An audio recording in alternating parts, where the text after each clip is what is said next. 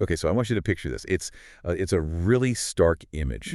You've got this champion European female bodybuilder on stage. Every single muscle is just sculpted. It's the ultimate symbol of physical discipline. Absolutely. The picture of relentless focus, of undeniable power. Exactly. Right. But here's the thing we really need to unpack. That visible strength, the thing everyone celebrates. It's hiding this deep, deep history of invisible suffering. Right. This woman's journey, I mean, it wasn't just a physical transformation. Going from this life of total confinement to the top of her sport, it was an act of survival, a rebellion, really. A political rebellion, even. Right. So our mission in this deep dive is to basically give you a shortcut to understanding that whole trajectory.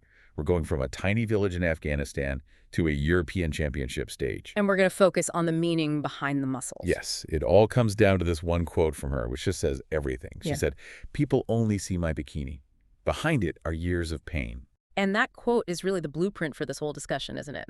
The source material we're looking at shows physical discipline becoming, well, more than just athletics. It's a strategy. Yeah, strategy for what exactly? For reclaiming control, for rebuilding an identity. It forces you to ask, what happens when the only way to survive total subjugation is to become outwardly, visibly, undeniably strong?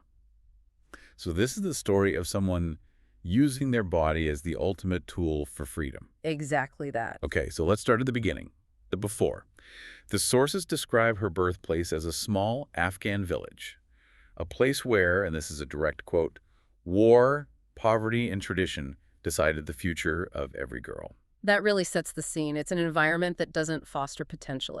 It prescribes a future. A very specific future. A brutal one. She was made a wife when she should have still been, playing.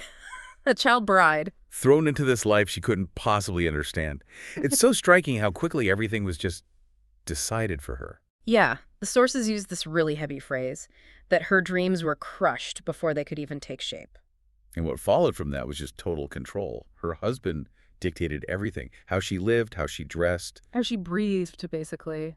And you might think that would just extinguish her sense of self entirely. Right.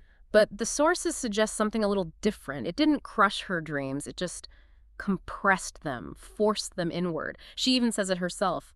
I felt like a prisoner inside my own home. So that feeling, that deep imprisonment, Yeah. that's our starting point. That's the baseline. That's what freedom is measured against. And the resistance, it had to start silently, right? From inside those walls. Her life was this awful cycle of fear, of suffocation, waking up with bruises, both physical and emotional. But while she was enduring all of this publicly, she was starting this secret internal fight. How did that even begin? It's in these small moments, the one she stole for herself. The sources talk about her whispering dreams into the dark. That's the first step. It's this cognitive separation. She had to imagine a different version of herself first. She had to build an identity in her head, one of strength, of control, before she could ever make it real. She came to this fundamental realization that no one was coming to save her. The quote is, she learned to be her own savior. Exactly. And because she'd done that internal work, she was ready when an opportunity finally appeared. And that opportunity was her husband deciding to move the family to Europe. Yeah, but she didn't see it as him rescuing her. She saw it strategically. She called it a tiny crack in the wall. A second chance. A tiny sliver of hope she could cling to. And once they get to Europe, that hope starts to become tangible. Well, and this is a really important distinction the sources make. It wasn't just arriving in Europe that changed things. It was what she saw. What do you mean? It was seeing other women. Women who jogged freely in parks, joined gyms without fear, and lived without asking permission. That was the blueprint. She saw that autonomy was physically possible. Yes. She saw it demonstrated right in front of her. And that's what sparked her to act. So she secretly joins a local gym. I mean, you have to just stop and think about the courage that first step took. Oh, immense. The sources say she could barely lift the lightest weights. She was moving with fear, not confidence. But this is where the physical part starts to connect directly with the psychological healing, right?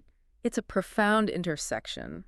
Lifting weights wasn't just exercise for her, it was symbolic. Every time she lifted a dumbbell, she felt like she was Lifting a piece of her past off her shoulders. Yes. She was taking back ownership of a body that had been treated like property. The physical effort was an act of self-reclamation. And pretty quickly, training became more than just an escape. It became therapy. And then something more. It started reshaping her entire identity. She says, with every workout, I felt myself becoming someone new. A new self that was defined by strength, by self-respect, a language she was never, ever allowed to speak before. But that new self, that strength, was an immediate threat to the old power structure. Of course, the very thing giving her freedom was the biggest possible threat to the person who used violence to control her. And when her husband found out she was training, the backlash was severe. Furious, he accused her of dishonor, shame, and rebellion, all the old tools. And the violence returned. The sources say it was stronger than before, an attempt to crush this new identity. But something was different this time. Her internal framework had changed. The strength she was building in the gym, it had solidified her resolve. She was irreversible at that point. She refused to break, and that is the ultimate turning point. She gathers the courage to walk out. She leaves years of abuse behind and enters a women's shelter. And from there, the real rebuilding begins, piece by piece. And this wasn't an overnight thing. We're talking about years of just relentless dedication. She turned her secret escape into a profession. She started studying nutrition, mastering techniques, finding coaches who actually believed in her. And that visible transformation of her body just mirrored what was happening inside. Her confidence was just skyrocketing. Which leads her, of course, directly to the stage. Her first bodybuilding competition. We have to analyze this, because standing on stage in a bikini, it was so much more than glamour for her. It was the symbolic act of removing all those cultural veils of confinement, an act of total defiance. The sources call it an act of rebellion, a declaration of freedom. The body that was once hidden and controlled and abused Was now being revealed and celebrated, and importantly, by her own choice. The feeling she describes in that moment is just, it's everything.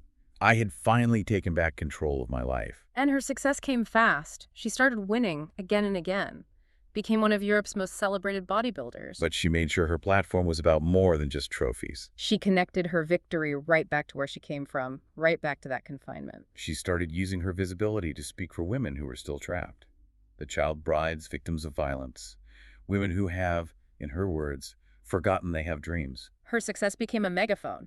Which brings us full circle, back to that enduring contrast that defines her entire story. People see the champion, the perfect finished product. But she insists they have to know the cost. She demands that they see the path. Her quote again, "They don't see the girl who cried herself to sleep every night. They don't see the pain behind the strength." But she doesn't end on sorrow. She ends on pride. But I am proud of every scar that made me who I am. I mean, Yeah. wow. It's an incredible story. Her journey, from the dusty streets of Afghanistan to the dazzling stages of Europe, it's the ultimate story of survival, of rising from ashes nobody else even saw. And I think the core lesson here, the thing for you to really take away from this, is that strength isn't actually built in the gym. It's forged in the heart. The physical discipline, the muscles, the poses. That was all just the tool, the powerful, visible tool she used to manifest an internal resolve that was already there. So, as you think about this deep dive, here's a final thought for you to consider. If external strength is a reflection of internal resilience, what unseen battles are shaping the power and the confidence you see in the people around you every day? And maybe a little more personally, what does true control look like in your own life? And what disciplined actions can you take today to express it? That's something for you to explore further.